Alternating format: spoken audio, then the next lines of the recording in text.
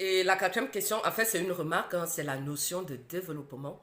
Souvent, quand tu vois des vidéos des Africains qui veulent valoriser l'Afrique, ils vont te montrer vous savez, leur quartier là qui ressemble à New York et tout. Et moi, toujours, je dis, c'est quoi la plus-value? En tant qu'Africain, à un certain moment, il faudrait qu'on arrive à un point où tu as la même réaction de fierté quand on te montre un gratte-ciel de 20 étages et que tu vois, par exemple, une maison avec des matériaux naturels. Pourquoi tu n'as pas la même réaction? Pourquoi quand tu vois quelque chose de naturel, ça te rebute et tu as l'impression qu'on est en train de montrer une mauvaise image de l'Afrique? Je ne sais pas. Par exemple, moi, je viens de Yaoundé, qui est, comme certaines régions de l'Afrique forestière, c'est vraiment la caractéristique de Yaoundé, c'est la terre rouge.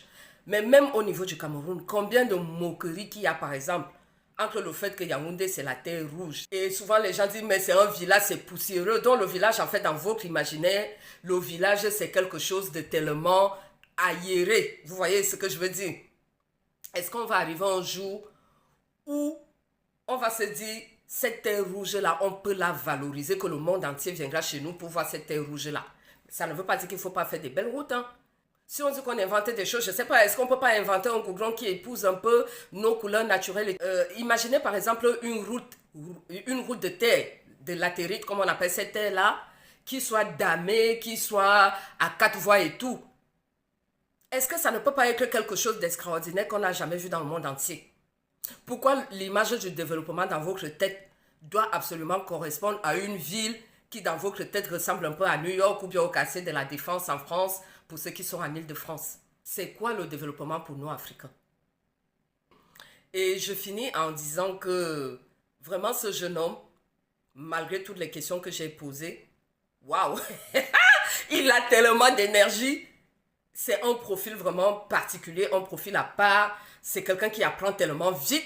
Il arrive quelque part, il commence à apprendre des pas de danse. Il arrive quelque part, il est très spontané. Il a vraiment un profil hyper intéressant. Mais c'est aussi pour ça que moi, ça m'a questionné. Parce que s'il y a autre chose derrière, c'est aussi ce genre de profil. Je ne dis, écoutez-moi bien, hein, c'est juste des questions. Hein, je ne suis pas en train de dire qu'il a engagé dans quelque chose ou pas. Mais je dis quand même que nous, Africains, à un certain moment, même si on est enthousiasmé et tout, il faut aussi prendre un peu de recul et se poser un minimum de questions. Donc, dites-moi ce que vous en pensez en commentaire.